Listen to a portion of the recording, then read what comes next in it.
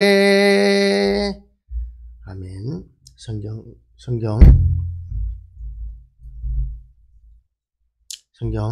사무엘상 26장 1절에서 12절까지 말씀입니다. 구약성경 454페이지입니다. 구약성경 454페이지 사무엘상 26장 1절부터 12절까지 말씀입니다.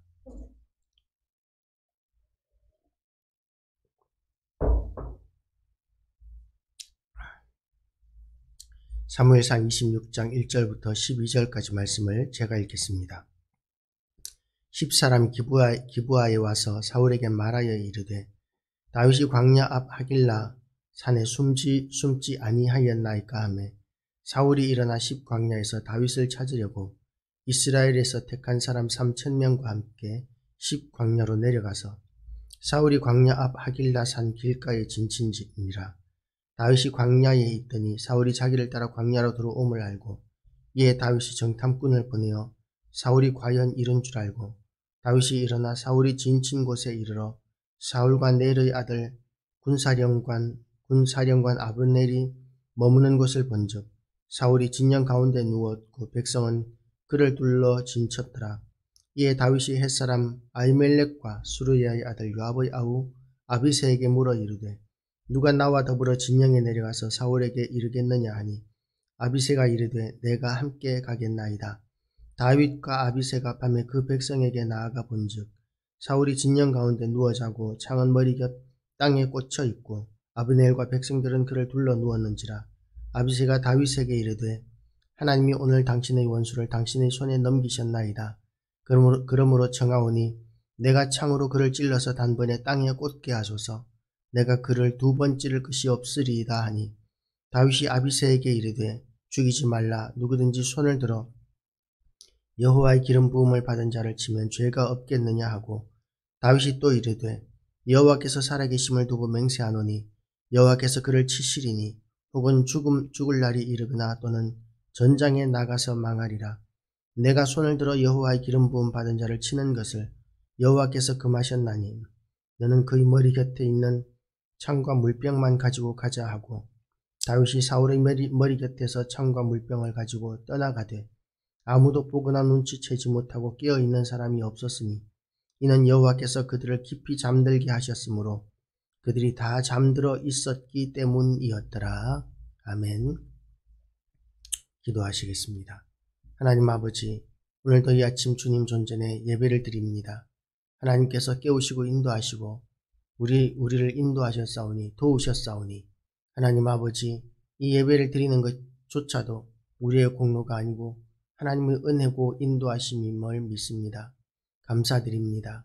하나님 아버지, 하나님께서 이곳에 우리를 불러주시고 깨우셨사오니 이제 이곳에서 하는 이 말씀의 능력을 우리에게 부어주시고 은혜를 더하여 주시옵시고 또한 하나님 아버지께서 우리 모든 심령들이 새로워지는 역사가 있게 하여 주시옵소서. 오늘도 선포되어지는 말씀을 통하여 하나님 홀로 영광 받아 주시옵시고 또한 하나님 앞에 기도할 때에 기도한 것이 그대로 하나님의 응답이 나타나는 역사가 나타나고 이루어지는 것을 우리가 보게 하여 주시옵소서. 하나님을 찬양하오며 예수 그리스도 이름으로 기도드리옵나이다. 아멘. 할렐루야. 오늘도 하나님의 은혜가 우리 모두에게 가득하시기를 주님의 이름으로 축복합니다. 이제 사울이 다윗에게 이제 항복을 선언했었죠. 내가 다시는 너를 쫓지 않겠다. 네가 나보다 더 옳다. 그러면서 사울이 이제 다윗을 쫓지 않겠다고 그렇게까지 맹세까지 했었는데 오늘 본문을 보면 또다시 사울이 다윗을 쫓고 있습니다. 10사람이 기브아에 와서 사울에게 말하여 이르되 다윗이 광야 앞 하길라 숲에 숨지 아니하였나이까 하매 사울이 일어나 10광야에서 다윗을 찾으려고 이스라엘에서 택한 사람 3,000명과 함께 10광야로 내려가서 이렇게 10광야까지 다윗을 잡으려고 3,000명 정예 병사 3,000명을 거느리고 옵니다. 다윗이 거느린 병사는 그야말로 어떻게 보면 불안당들로 이루어진 600명 정도의 병력밖에는 없습니다. 모든 면에서 다윗의 3,000명과는 비교도 안 되는 작은 숫자이기는 하지만 그러나 지도자가 누구냐 하면 다윗입니다. 600명의 지도자는 다윗이고 3,000명의 지도자는 사울입니다. 그래서 이 싸움은 누가 이기겠습니까? 만약에 다윗이 싸우려고 마음만 든다면, 마음만 가진다면, 사울을 해치기로 작정하기만 한다면 사울은 얼마든지 다윗에게 죽임을 당할 수 있는 그런 상황입니다. 왜냐하면 다윗에게는 하나님이 함께 하시기 때문입니다. 그러나 사울의 군대가 6배나 많기 때문에 사울은 다윗을 그렇게 경계하지 않습니다. 다윗은 언제든지 나타나기만 하면 잡을 수 있는 보잘것없는 이런 불안당들, 그런 정도로 여기고 있는 것이죠. 그러니까 이제 이런 상황에서 다윗은 이제는 도망만 다니는 것이 아니라 4절을 보면 이에 다윗이 정탐꾼을 보내어 사울이 과연 이른 줄 알고 다윗이 일어나 사울이 진친 곳에 이르러 사울과 넬의 아들 군사령관 아브넬이 머무는 것을 본즉 사울이 진영 가운데 누워있고 백성은 그를 둘러 진쳤더라고 이렇게 이야기합니다.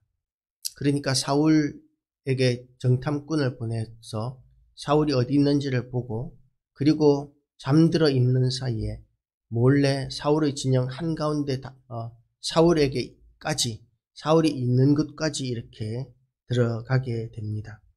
이에 다윗이 햇사람 아히멜렉과 스루야의 아들 요압의 아우 아비새에게 물어 이르되 누가 나와 더불어 진영에 들어와서 사울에게로 이르겠느냐 하니 아비새가 이르되 내가 함께 가겠나이다. 그렇게 아비새와 둘이서 다윗이 사울의 진영 한가운데로 들어갔는데 사울 진영의 모든 사람들이 깊이 잠들었고 그리고 사울도 깊이 잠들어 있습니다. 그러니까 아비새가 다윗에게 이렇게 이야기합니다. 하나님이 오늘 당신의 원수를 당신의 손에 넘기셨나이다. 그러므로 청하노니 내가 창으로 그를 찔러서 단번에 땅에 꽂게 하소서. 내가 그를 2번 찌를 것이 없으리이다 하니 라고 이렇게 이야기합니다. 이건 아비새의 입장에서는 아비새의 한계로서는 또 일반적인 성도들의 한계로서는 이런 태도를 가질 수 있습니다. 일이 너무 형통합니다. 일이 잘 풀립니다. 그러면 이것이 하나님께서 도우신 것이고 이것이 하나님의 뜻이구나 라고 이렇게 생각을 해버리는 것이죠.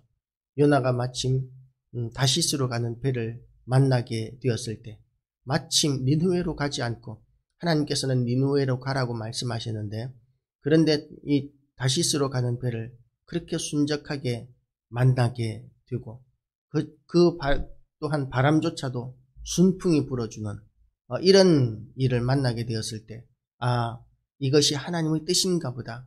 니느웨가 워낙 악하기 때문에 하나님께서 나에게 말씀하기는 하셨지만 그러나 이제는 돌이키셨나 보다. 그렇게 요나는 생각할 수 있었을 것입니다. 그런데도 불구하고 그것은 하나님의 뜻이 아니었던 것을 우리는 요나서를 통해서 알고 있습니다. 풍랑이 불게 하시고 바다에 이렇게 던져지게 하시고 그리고 요나가 물고기 뱃속에서 사흘 동안 있다가 또한 바닷가에 살아나게 하시고 바닷가로 토하게 하시고 그리고는 또 하나님께서 기어이 요나를 인도하셔서 니느웨까지 가게 하시는 그런 일들을 하나님께서는 하셨습니다. 눈앞에 나타나는 잠시의 순탄한 일들이 하나님의 뜻이 아닐 수 있음을 우리는 명심해야 합니다. 그래서 우리는 하나님의 뜻을 분별하기 위해서 더 많이 기도하고 더 많이 말씀에 붙들리고 그리고 더 많이 묵상하는 이런 태도들이 있어야 합니다. 자기에게 유리한 대로 나 편한 대로 하나님의 뜻을 해석하는 것은 하나님의 이름을 망령되이 일컫는 것과 같은 죄가 될 수 있습니다. 그런데 일반적으로 너무나 많은 성도들의 수준이 이 정도 수준을 벗어나지 못합니다. 그렇게 다윗에게 충성스럽고 다윗의 삶을 보고 있었고 다윗을 통해서 하나님을 알게 되어 하나님께 더 가까이 나가고 있었을 것인 이 아비새조차도 하나님께서 이렇게 우리에게 은혜를 더하여 주셔서 우리가 하나님께서 원수를 당신의 손에 넘기셨나이다 라고 이렇게 해석을 합니다. 그렇지만 다윗은 뭐라고 이야기합니까? 다윗이 아비새에게 이르되 죽이지 말라. 누구든지 손을 들어 여호와의 기름 부음 받은 자를 치면 죄가 없겠느냐 하고, 이 말씀은 다윗도 하나님으로부터 기름 부음을 받은 자로서 사람이 함부로 해치면 안 되는 신분이라는 것을 강조하는 것과 동시에 또한 다윗이 보는 하나님의 뜻은 아비새나 다른 성도들과는 다른 차원이었다는 것을 우리에게 가르쳐주고 있습니다. 다윗은 형통하고 순탄한 이 상황 가운데서도 그것이 하나님의 뜻이 아닐 수 있는 근거를 찾았는데, 하나님께서 기름 부어 세우신 자를 사람이 함부로 해치지 못한다는 그런 질서, 영적인 질서를 명확하게 인식하고 있었던 것이죠. 그래서 또 예언적인 말씀을 합니다. 다윗이 또 이르되 여호와께서 살아계심을 두고 맹세하노니 여호와께서 그를 치시리니 혹은 죽을 날이 이르거나 또는 전장에 나가서 망하리라. 고 이렇게 예언적인 믿음을 고백합니다. 우리에게 이런 믿음이 있으시기를 주님의 이름으로 축복합니다. 우리에게 원수가 있다면, 우리의 재산을 사기를 친 원수, 우리 아이들을 심하게 두들겨 팼던 그런 아이, 어릴 때부터 왕따를 시켰던 그 일진들, 이런 기억들을 보면 때로는 그 상처가 평생에 이르기도 합니다. 어릴 때 있었던 일, 그리고 또한 나이 들어서라도 재산을 이렇게 도적질 당하거나 사기당해버리게 된다면 그 상처는 너무나 크기 때문에, 그것 때문에 생명을 버리는 사람이 숱하게 많을 정도로 너무나 큰 고통입니다.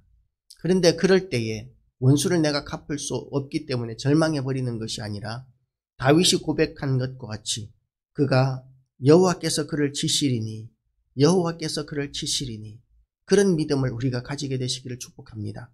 악인이기 때문에 무고하게 이렇게 거짓으로 속여서 내 재산을 강탈한 사람, 악한 방법으로 나를 해친 사람, 이런 사람들은 악한 자이기 때문에 하나님께서 분명히 보응하실 것이라는, 갚아주실 것이라는 이 믿음이 다윗에게 있었던 것과 같이 우리에게도 있게 되시기를 주님의 이름으로 축복합니다.